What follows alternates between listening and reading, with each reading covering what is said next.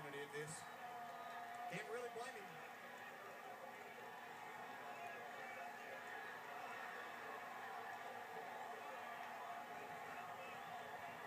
That's stupid.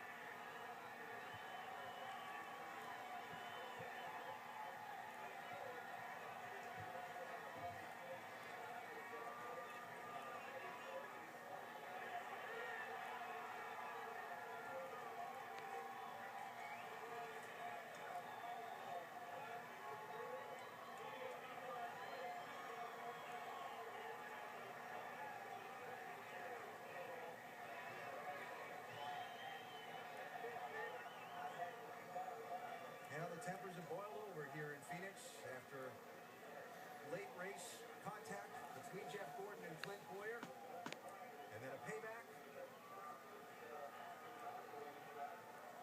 And there are going to be a lot of visitors to the NASCAR transporter after the race.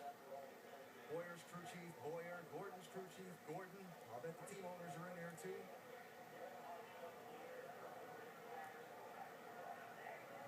This cost Boyer a lot. It's going to be 30 points, just a few points behind. Yeah, with an opportunity, just a few points behind Jimmy Johnson. He was maybe 7 or 8 points as they were running behind Jimmy Johnson.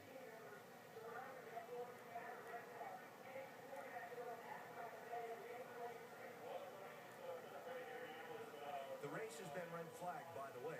The cars are stopped on the track while they clean up the speedway and get ready for a green, white checker finish. Yeah, there's a huge amount of oil over in turns 3 and 4 and probably on around where Clint Boyer had driven his car around for a while. And a lot of torn up cars, but it's going to take a while to get this racetrack in raceable condition again.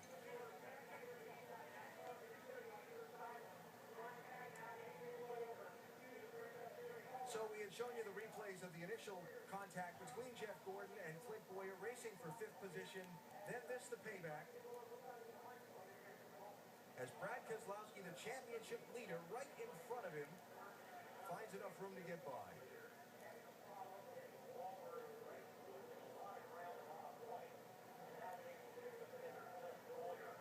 Almirola got in the oil there and couldn't get his car under control. You see Clint, he's trying to figure out which way to go. He knows that Jeff's mad. Thought maybe his best shot was to go in there. Still there. Jeff just very determined to take care of business. That was a real act of a champion. You okay there?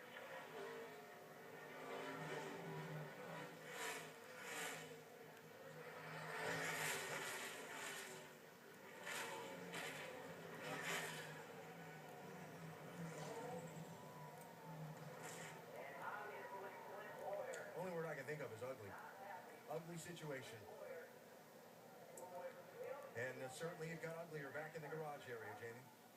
Yes, it certainly did, and it's not over right now. Brian Patty keeping an eye on his driver, Clint Boyer, who right now has pretty much lost his mind. Brian, what led to that, first of all? I guess they rubbed getting into turn 3. Obviously didn't see it. I saw the 24 against the fence, you know, but I don't know. It's kind of crazy that a champion will take out like that, but Homestead, if we have nothing loose, I'm pretty sure we'll get it, pretty excited down there. But it's just a freaking shame that this team is working so hard every week that shit like that happens. And Brian Patty just told his team try to get the car finished, and we want to apologize for the language used. It is an unfortunate situation. You heard him talk about the championship repercussions here. They were 3rd in points, and this still is going on down here between the two teams. And Clint Boyer is out in the middle, and Michael Waltrip is holding him back right now, Alan. What a scene.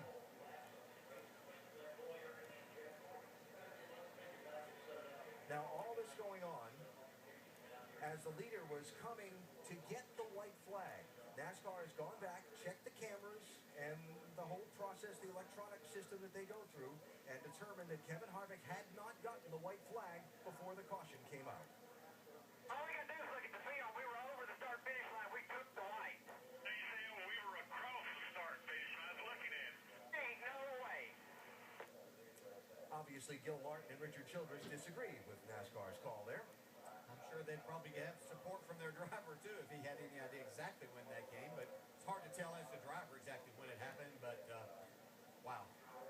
There's too much going on. But Kevin Harvick's going to have to somehow get it together. He raced that he thought that he had well in hand. That is not a happy-looking Richard Childress. There's a bunch of people not very happy right now.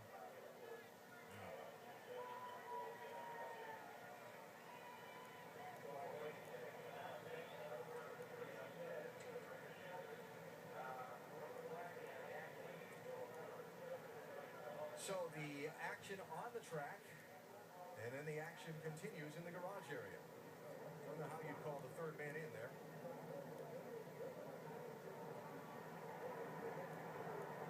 See, Gordon was kept away from the action, actually. Yeah, I thought he was at the bottom of that pile. It looks like they got him pinned into the toolbox, huh?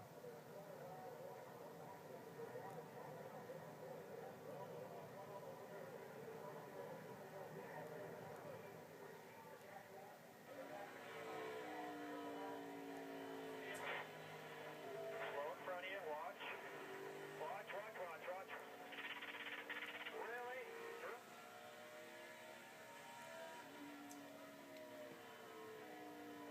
That's a pretty accurate observation from Joey Meyer and Brad Keselowski.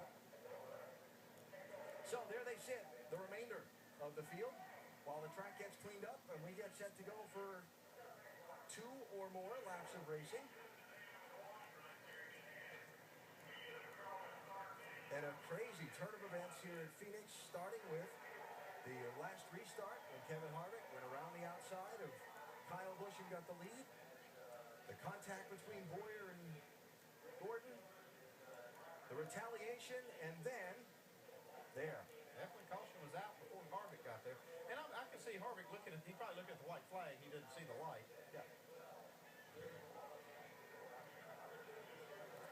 So, Kevin, you got some more work to do. The caution came out before the leader started the last lap. And again, if you're new to NASCAR, if the leader had taken the white flag and started the last lap and the caution came out, then the race would not be restarted.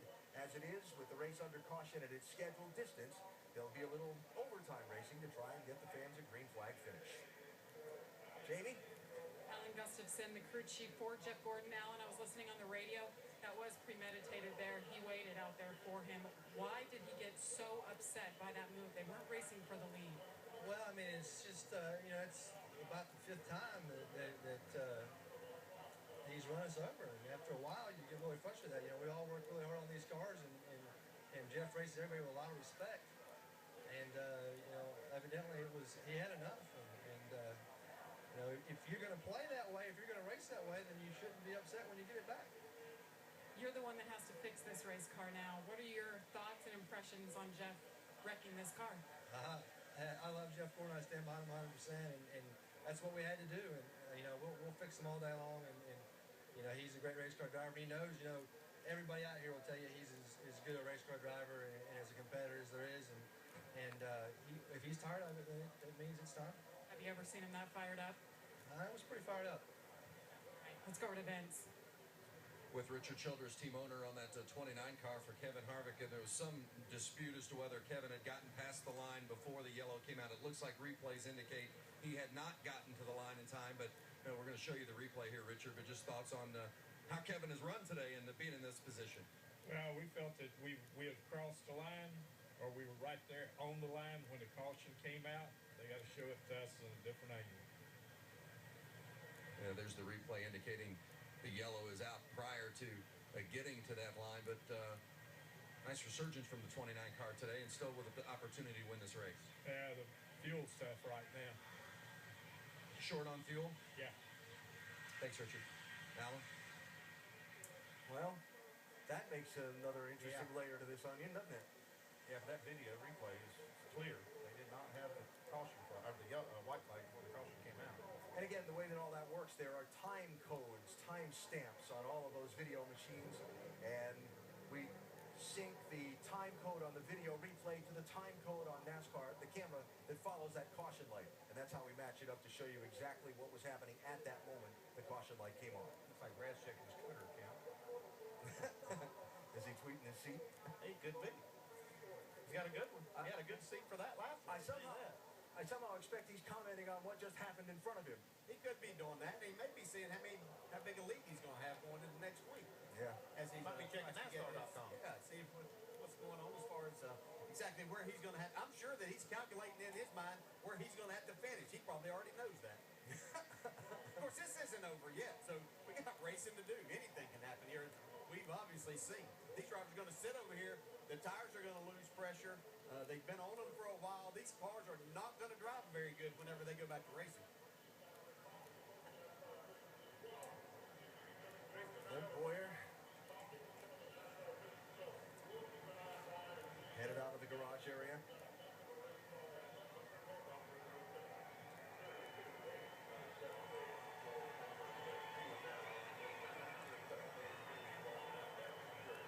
He's headed in the direction of pit lane, so we'll see if there's enough rolling of this 15 car and if they'll let it get back into the race. I'm not sure about that. Can't even imagine with all the fluid that thing lost that he could stay under power for a green-white checker, but they'll do what they can here. Yeah, they can't work on the car during this red flag, and we saw that he had a lot of problems with it. I'm not sure that he can get it back out. Yeah, that's not what he had on his mind when he exited that car, if it would roll or not. But I know Jeff Gordon's a feisty young man, but or he's not that young anymore. But this is the guy you wouldn't want to tangle with. But they have had some issues along the way, and as a driver, I've kind of been on both sides. You get fed up with it, and you know sometimes. I'm sure that Jeff will probably be in the situation that you wish you would have taken a little time and thought about it and gone and talked about it possibly, but sometimes you just take it in your own hands. Yeah, I can remember Martinsville early in the year when it looked like Jeff Gordon was going to win that race. Got wrecked out by a big bold move by Boyer. I'm sure that Gordon hadn't forgotten that one. Went 3 wide on a late restart down into turn 1, and Gordon got knocked up out of the way. Boyer got collected also, but that's certainly the first of a couple of different times they've tangled this year. So Boyer's car sitting in its pit box. Brian Patty and crew there waiting to jump on it and work on it. Remember, you can't work on a car under the red flag, under NASCAR rules. They can look at it and try and make plans for their repair effort.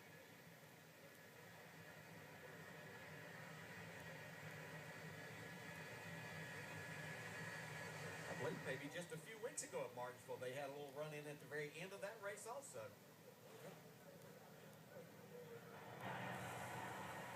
Talked about this back in April. Gordon led most of the race.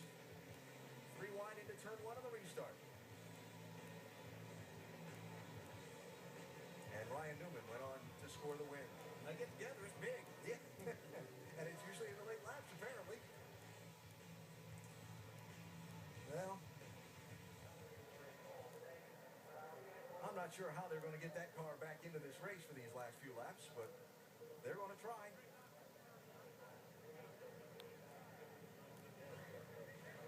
And what set all this up?